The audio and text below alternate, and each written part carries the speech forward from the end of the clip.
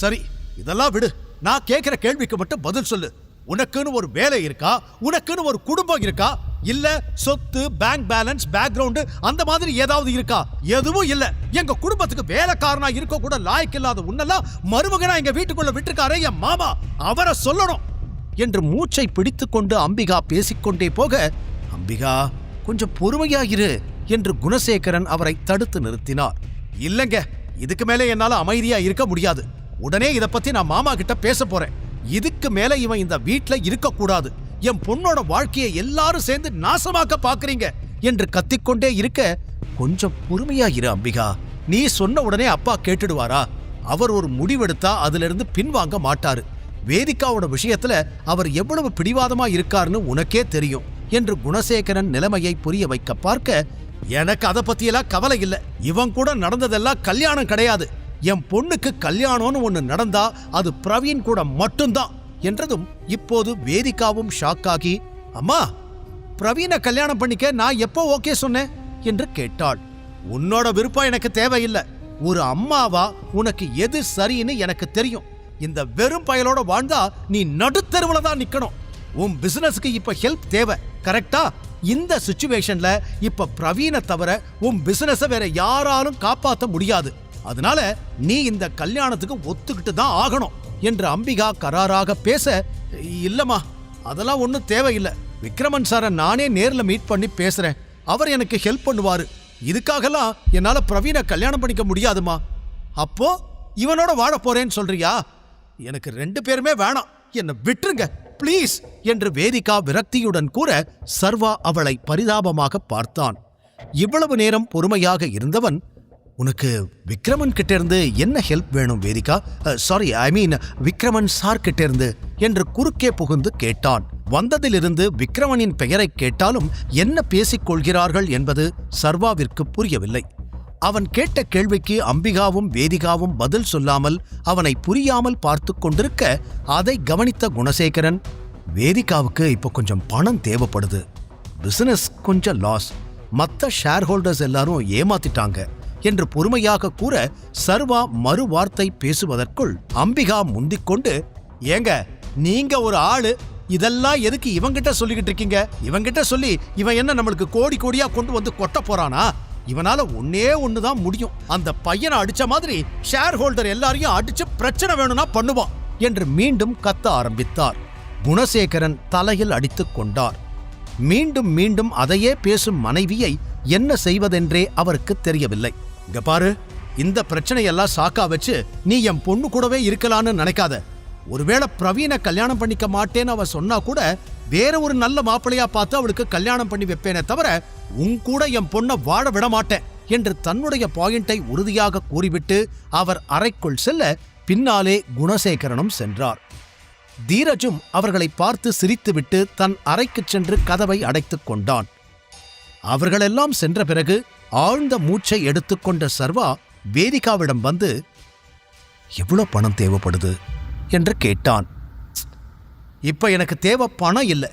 Infra green கம்பெனியிலிருந்து partnership கிடைச்சா கூட அதுவே பெரிய ஹெல்ப்பாக இருக்கும். ஆனா என் கூட பார்ட்னர்ஷிப் வச்சுக்கிறதுல விக்ரமன் சாருக்கு எந்த யூஸும் கிடையாது. அதனால அவர் இதுக்கு சம்மதிக்க மாட்டாரு என்று பொறுமையாக கூறினாள் வேதிகா.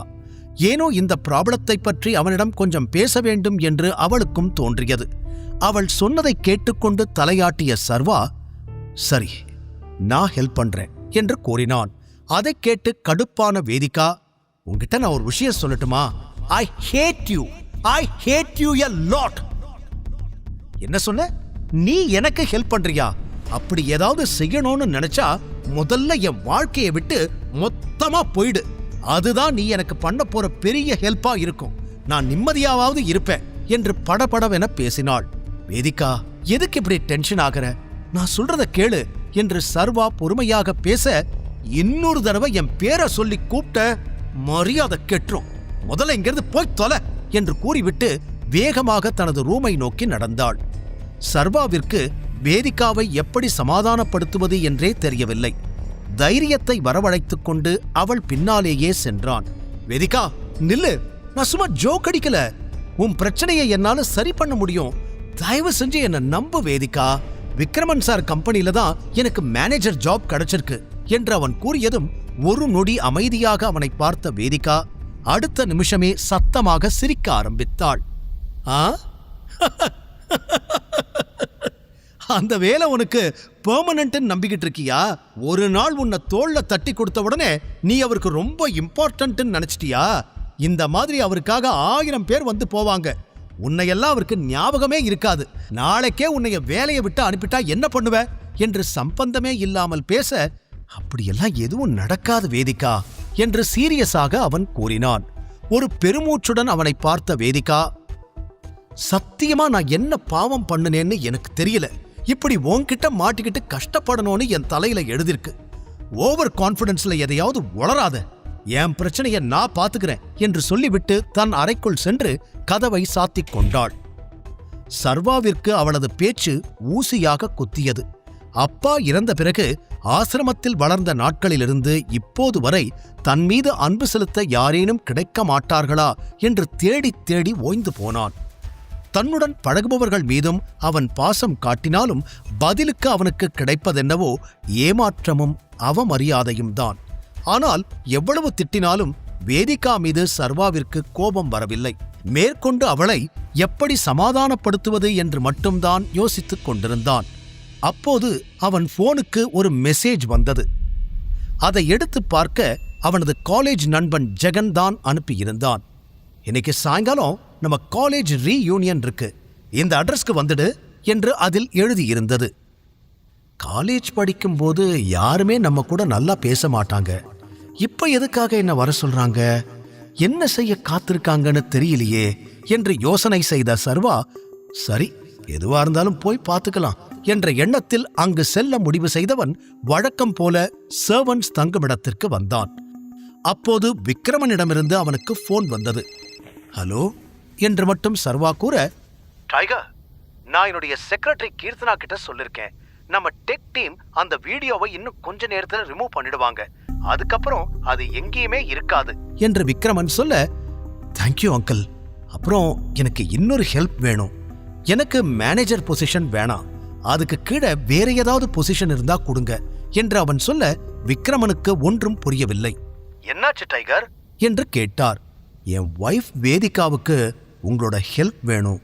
அவ பிசினஸ்ல ஏதோ ப்ராப்ளமா, ஆனா நான் ஹெல்ப் பண்றேன்னு சொன்னா அவ கேட்க மாட்றா. அதுவும் இல்லாம நான் ஹெல்ப் பண்ணினாலும் தேவையில்லாத கொஸ்டின் வரும். அதனால என்னோட மேனேஜர் பொசிஷனை சாக்ரிஃபைஸ் பண்ணி அவளுக்கு இந்த ஹெல்ப் வாங்கி கொடுத்தேன்னு நான் சொல்லிக்கிறேன். நீங்க என்னோட சேலரியை கம்மி பண்ணிட்டு தான் இந்த டீலிங்க்கு ஓகே சொன்ன மாதிரி இருக்கட்டும் என்று சர்வா சொன்னதும் சில நொடிகள் யோசனை செய்த விக்ரமன், சரி இதுவும் நல்ல ஐடியா தான் டைகர். யாருக்கும் உன் மேல சந்தேகம் வராது. உன் வைஃப்க்கு ஹெல்ப் பண்ண மாதிரியும் ஆச்சு. நான் ஏற்பாடு பண்றேன் என்றதும், தேங்க்யூ அங்கிள் என்று சர்வா சொல்லி முடிக்க, ஓகே உங்ககிட்ட இன்னொரு விஷயம் சொல்லணும். There is going to be an auction in a few days. ஆலியாவும் அங்க வரதா சொல்லிருக்கா. நீயும் வந்துரு. நீங்க 2 பேரும் மீட் பண்றதுக்கு இதை விட பெஸ்ட் சிச்சுவேஷன் கிடைக்காது என்றார் விக்ரமன். ஆலியாவின் பெயரை சொன்னதும் சர்வா உற்சாகமானான். ஏற்கனவே கரிகாலனும் திவாகரும் ஆலியாவை பற்றி நிறைய பில்டப் கொடுத்து வைத்திருக்கிறார்கள். ஆகையால் சீக்கிரமே அவளை சந்திக்க வேண்டும் என்ற ஆவலோடு இருந்தான் சர்வா. ஆலியாவை சந்திக்க நேரம் வந்துவிட்டது என்று விக்ரமன் சொல்ல சர்வா உற்சாகமானான்.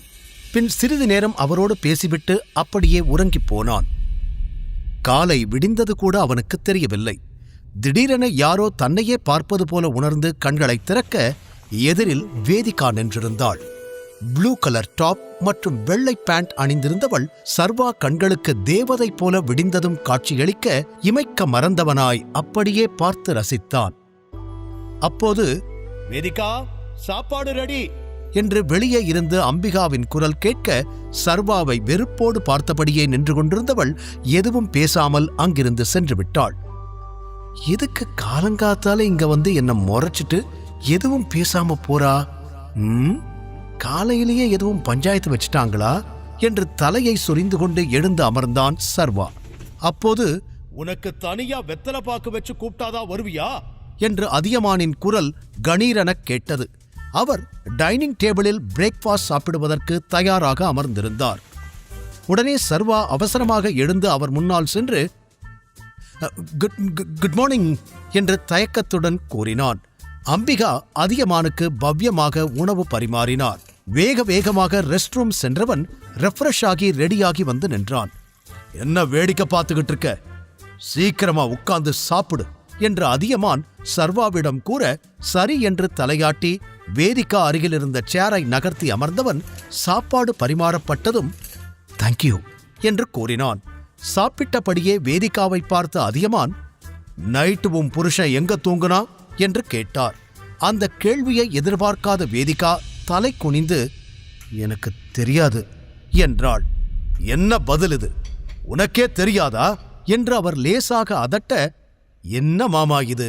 அவங்க 2 பேருக்கு என்ன ஊர் அறியவா கல்யாணம் பண்ணி வச்சிருக்கோம்? வாய்க்கு வாய் புருஷன் புருஷன்னு சொல்லிக்கிட்டே இருக்கீங்க. அவளே பாவம் நொந்து போயிருக்கா என்று மகளுக்காக சப்போர்ட்டுக்கு வந்தார் அம்பிகா. அதை கேட்டு தலையாட்டி அதியமான், கரெக்டு தான், ஊர் அறிய கல்யாணம் பண்ணி வைக்கல, ஆனா ரெஜிஸ்டர் ஆபீஸ்ல லீகலா பண்ணி இருக்கோம் இல்ல என்று கேட்டதும் அம்பிகாவால் பதில் சொல்ல முடியவில்லை. சீக்கிரமே ஊர் அறிய உங்க கல்யாணத்தை கிராண்டா நடத்தி எல்லாருக்கும் அனௌன்ஸ் பண்ணணும். அதுக்கான ஏற்பாட்டையும் பண்றேன். அப்புறம் உங்க மேரேஜ் சர்டிபிகேட் ரெடி ஆயிடுச்சுன்னு ரெஜிஸ்டர் ஆபீஸ்ல இருந்து போன் பண்ணாங்க. ஈவினிங் அதை 2 பேரும் போய் வாங்கிடுங்க என்றார். அதை கேட்டதும் சட்டென நிமிர்ந்து பார்த்த வேதிகா, தாத்தா தயவு செஞ்சு நான் சொல்றதை கேளுங்க, எப்படியாவது இந்த கல்யாணத்தை கேன்சல் பண்ணிடுங்க. எனக்கு இது சுத்தமா பிடிக்கல. சர்டிபிகேட் எல்லாம் ஒன்னும் வாங்க வேண்டாம் என்று அவரிடம் கெஞ்சினாள். இதெல்லாம் அவன் கூட ஒரே ரூம்ல தப்பு பண்றதுக்கு முன்னாடி யோசிச்சிருக்கணும் வேதிகா. இப்ப வந்து அழுது புலம்புனா என்ன பண்ண முடியும்? இந்த வீட்டோட ரூல்ஸ் பத்தி உனக்கே தெரியும். தப்பு பண்ணா தண்டனை அனுபவிச்சுதான் ஆகணும். முழு கதையையும் கேட்டு மகிழ பாக்கெட் FM APP டவுன்லோட் செய்யுங்கள். லிங்க் டிஸ்கிரிப்ஷனில் கொடுக்கப்பட்டுள்ளது.